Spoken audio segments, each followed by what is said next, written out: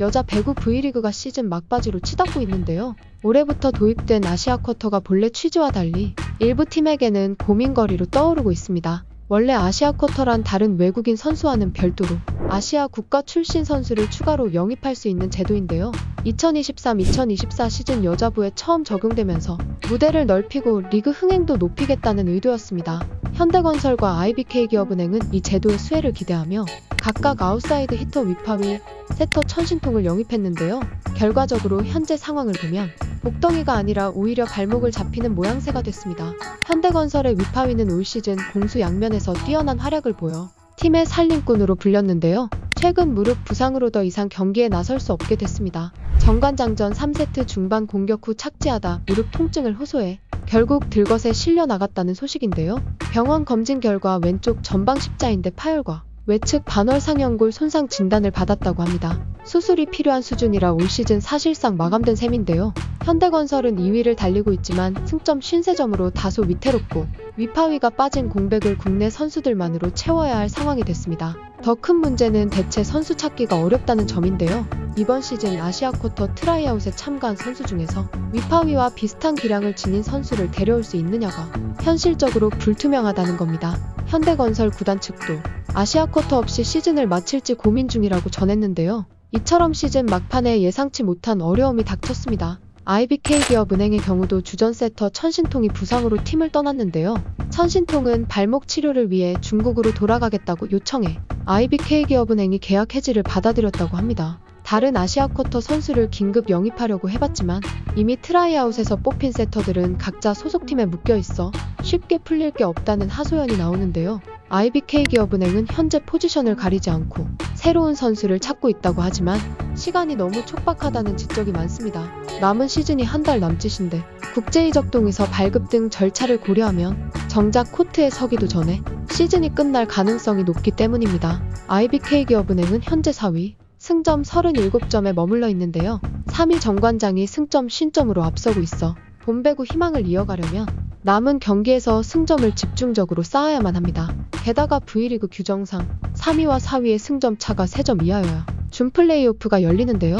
IBK기업은행이 이 간극을 줄이기 위해선 더 이상의 전력 누수가 없어야 하지만 천신통의 부재로 세터진 혼란이 계속되고 있습니다. 김호철 감독 역시 세터 문제에 대해 말을 아끼고 있는데요.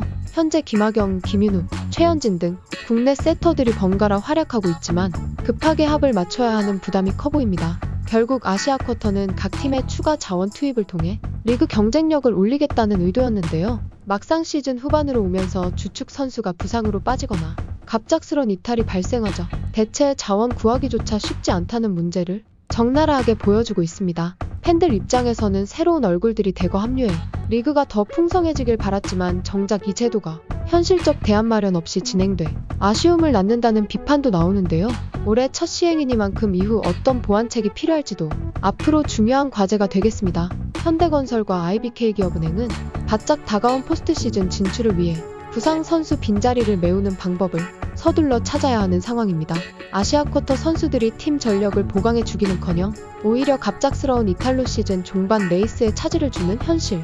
양 구단 모두 적절한 해법을 찾지 못하면 본배구 꿈 역시 멀어질 수밖에 없을 것 같은데요. 이번 사건이 아시아 쿼터 제도의 장단점을 재검토하고 더 체계적인 운영 방안을 세우는 계기가 될지도 지켜봐야겠습니다. 앞으로 남은 기간 동안 과연 현대건설과 IBK기업은행이 어떤 보관을 내놓으며 이 위기를 극복해낼 수 있을지 배구 팬들의 관심이 더욱 뜨거워지고 있습니다. 한편 아시아 쿼터 선수의 연봉도 논란이 되고 있습니다. 여자 배구 V리그에는 외국인 선수와 아시아 쿼터 선수의 연봉 체계가 다릅니다. 외국인 선수는 1년차 25만 달러, 2년차 이상이면 30만 달러를 받는데요. 아시아 쿼터 선수는 기존 1, 2년차 모두 10만 달러에서 이사회 결정으로 1년차는 12만 달러, 2년차 이상은 15만 달러로 조정됐습니다. 두 그룹의 연봉을 비교해보면 외국인 선수 쪽이 약 2배 정도 더 받게 되는데요. 이는 구단이 외국인 선수가 더 높은 기량을 보여줄 거라 기대한다는 의미로 볼 수 있습니다. 그런데 이 연봉 체계가 억울할 수 있는 사례도 있습니다. 정관장의 인도네시아 출신 아포짓 스파이커 메가와티는 아시아 쿼터로 뛰면서도 웬만한 외국인 선수보다 훨씬 더 뛰어난 활약을 펼치는 선수인데요. 메가는 올 시즌 연봉이 2억 원을 조금 넘는 수준으로 여자 선수 연봉 TOP10에도 들지 못하는 금액이라고 합니다. 하지만 코트 위에서 보여주는 성과는 단순 가성비를 넘어서 리그 판도를 뒤흔드는 수준인데요. 토종 선수 중 최고액인 김연경, 강소희가 연봉 5억 원에 옵션 3억 원까지 최대 8억 원을 받는 것과 비교하면 메가는 그보다 훨씬 적은 15만 달러를 받지만 득점 3위와 공격 종합 1위라는 대기록을 써 내려가고 있습니다. 특히 후위 공격 성공률은 50%를 넘기며 여자부에서 독보적인 존재감을 발휘 중인데요. 일부 외국인 선수들이 25만 달러에서 30만 달러를 받고도 이렇다 할 퍼포먼스를 못 내는 경우가 있는 반면 메가는 거침없는 공격력으로 정관장의 우승 도전에 큰 역할을 하고 있습니다. 정관장 고이진 감독도 메가를 만난 건 감독 인생 최대의 행운이라며 그녀의 가치를 높이 평가했는데요. 국내 선수 중에서도 부상이나 리시브 약점으로 완벽한 활약을 못하는 경우가 있어 메가의 공헌도는 더욱 부각됩니다. 시즌 내내 공격 점유율 30% 이상을 책임지는 이 선수에게 2억 원이라는 연봉은 오히려 적어 보이는데요.